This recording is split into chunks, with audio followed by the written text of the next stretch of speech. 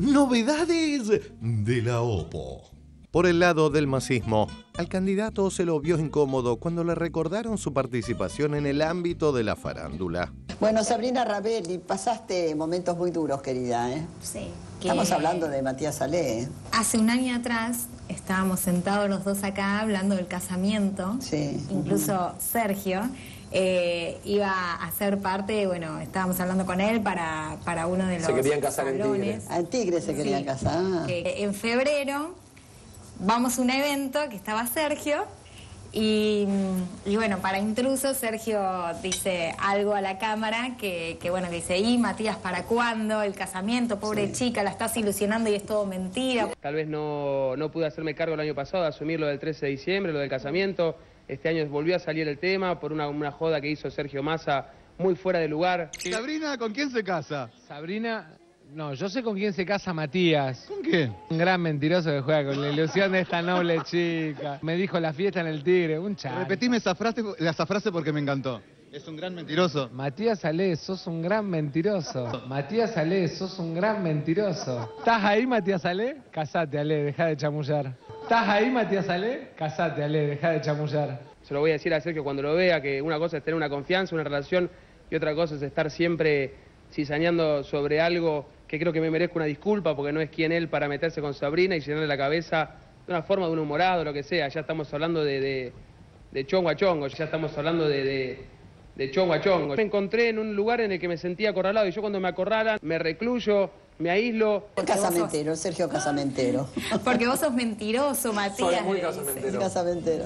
Sin embargo, en ese programa no se le preguntó por estas declaraciones de su asesor. Estamos en comunicación con Sergio Bendixen, el consultor que tiene el Frente Renovador, y Sergio Tomás Massa particularmente. Cuando dice que va a poner al ejército para combatir al narcotráfico dentro de los barrios pobres, ¿no quiere que le regalemos un GPS? Porque en general los grandes narcotraficantes no están en esos barrios pobres, están en los barrios más acaudalados.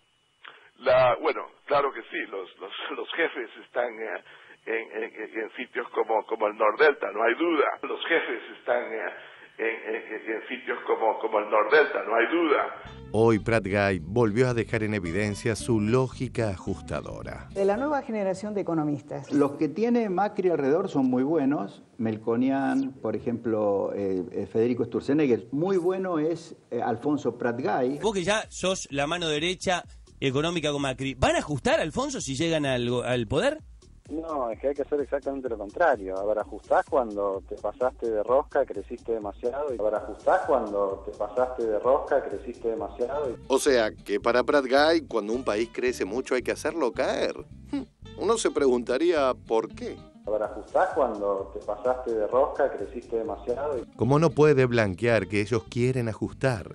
Dicen que no ajustan porque el país no crece. Algo que la realidad desmiente. Esta no es una economía que se pasó de rosca, esta es una economía que hace 4 años que no crece. La oposición dice que la Argentina está estancada hace 4 años. Se conoció el dato oficial del crecimiento de la actividad económica en julio, que fue del 2,7%. Esta es una economía que hace 4 años que no crece. Se dio a conocer el número de la actividad industrial y dio crecimiento. Ahí había una nota en el Cronista que a mí me parece simpática para leer, que dice insólito. El INDEC dijo que la industria creció menos que lo que dicen los privados. Hoy los privados están dando más crecimiento que el INDEC. Argentina, en un mundo donde están todos corriendo a toda velocidad, nosotros retrocedimos en 5 años.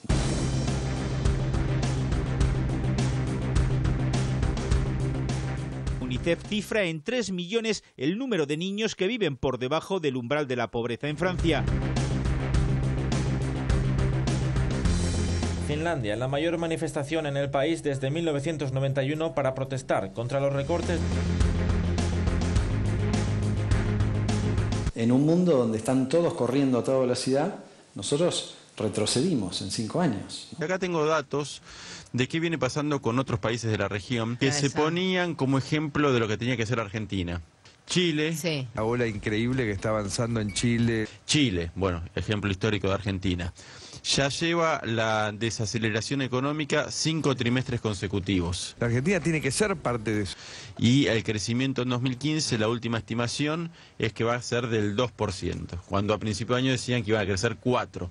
O sea, Chile está creciendo menos que la Argentina. En un mundo donde están todos corriendo a toda velocidad, nosotros retrocedimos en 5 años. Colombia, la estimación a principio de año era un crecimiento del 4,6 y ahora están diciendo que va a ser de la mitad. Perú ya van 4 descensos consecutivos de la estimación de crecimiento y va a ser del 2,8. Es el peor año desde el 2009. Brasil, ¿te acordás que antes Brasil era, tenemos que hacer como hace Lula, tenemos que hacer como hace Dilma? Para Brasil se estimaba el FMI que la economía iba a crecer muy poquito, pero iba a crecer 0,3% en 2015. ¿Qué pasó? Bueno, aplicaron el ajuste, devaluaron, la economía está cayendo 2,6%. Cayendo. 2,6, o sea, Argentina está creciendo 2,7, Brasil está cayendo 2,6. Y después la oposición denuncia que la Argentina no crece, ¿eh? En un mundo donde están todos corriendo a toda velocidad, nosotros retrocedimos en 5 años. Cuando uno mira lo que pasa en Brasil, lo que pasa en Chile, lo que pasa en Uruguay, lo que pasa en Europa, la situación internacional, la verdad que llama la atención. Pero cuando uno observa lo que venimos haciendo y la oposición viene criticando fuertemente, porque critica todo, es tomar medidas para defender el trabajo argentino, para defender los ingresos de los argentinos. Entonces ahora dan cada vez menos inflación y cada vez más crecimiento. Los privados. Entonces yo creo que como ellos tenían una campaña muy articulada en esto de que la economía está mal, te vas a quedar sin trabajo, va a explotar una bomba, bueno, todos los miedos que tratan de agitar a ver si consiguen un voto. Siguiendo con ese espacio, el Macri, ahora supuestamente peronista kirchnerista, promete usar fondos del ANSES para dar créditos. O sea, lo que se hace con el procrear. En el diario Clarín de hoy, promesas para un tema clave: revivir el crédito hipotecario. Dijo Mauricio Macri: vamos a lanzar 1 millón de créditos a 30 años con fondos del ANSES. Pero antes... Si vos usás la plata de los jubilados para hacer política, ya perdés toda autoridad moral en la discusión. Ya está todo mal. Puedes despilfarrar, no puedes tener aventuras de todo tipo para que... ¿Por qué? Porque se supone que te van a traer votos.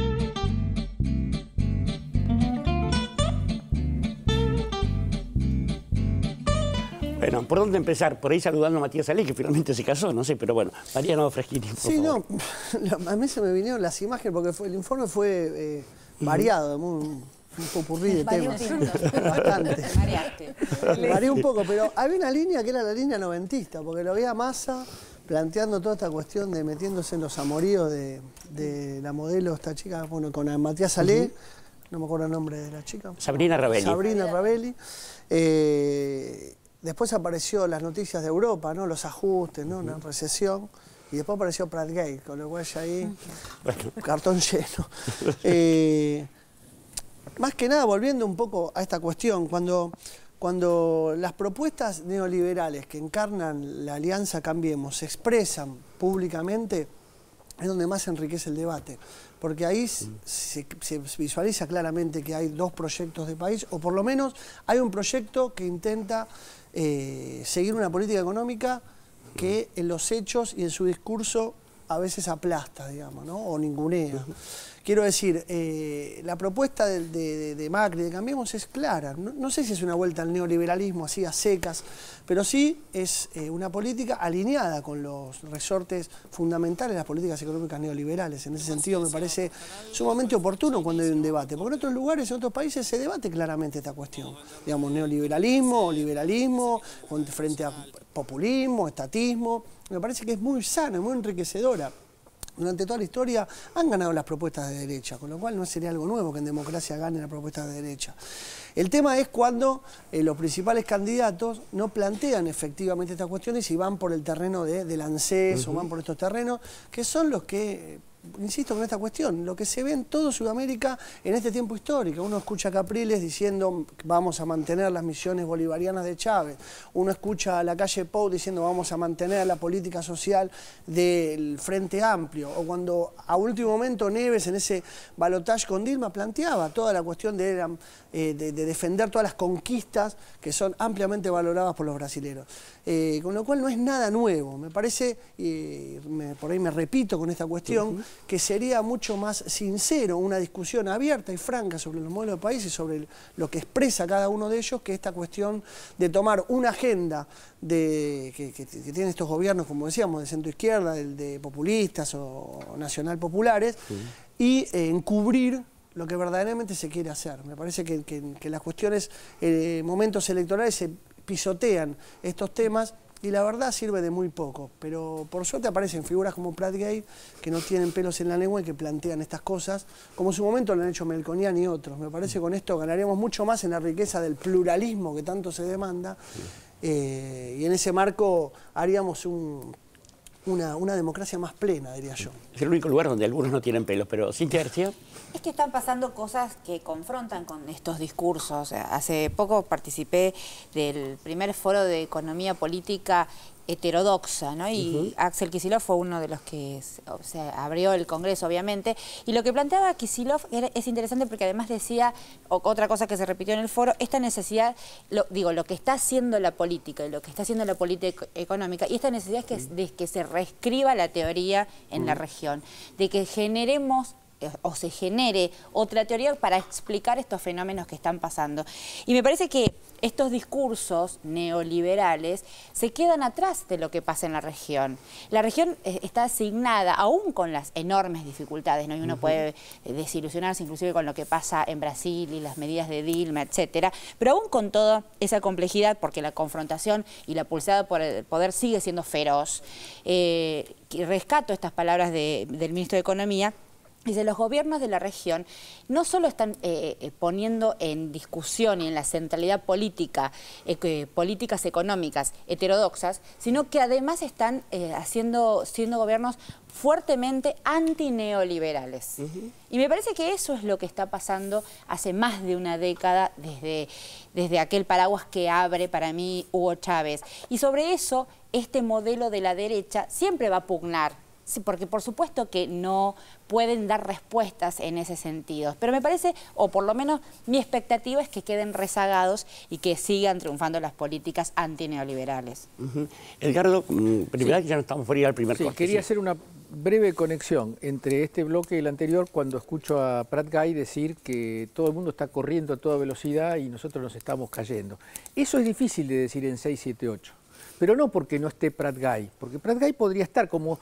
Yo quiero recordar que estuvo Roberto Gargarella, que es un hombre de un alto nivel académico, que estuvo Tomás Bulat, el desaparecido Tomás Bulat, Frigerio, y conversaron contando con todo el respeto y todo el espacio que necesitaban para dar sus argumentos. Prat Gay no puede venir a decir eso acá, porque el público de 678 está preparado para no asimilar la estupidez. La estupidez se puede decir cuando del otro lado hay un periodista complaciente que hace así con la cabeza y no le pregunta en qué consiste que están corriendo a toda velocidad, en España, en Portugal, en Irlanda, en Francia, en Europa en general. ¿De dónde sacaste eso, pibe? Eso no se lo pregunta a nadie. Entonces acá se corre ese riesgo, se corre el riesgo de encontrarse con personas que opinan diferente y que con todo respeto le van a preguntar, Prat Gay, ¿me puede explicar en qué consiste que todos están corriendo a toda velocidad? Claramente, yo a Moca sí le hago así con la cabeza porque estoy de acuerdo, porque siempre uno aprende con él. Vamos a ir a un corte en 678, estamos con Mariano Freschini y cuando volvemos tenemos el diario Corriere della Sera hablando de los que corren y tantas otras cosas. Ya volvemos.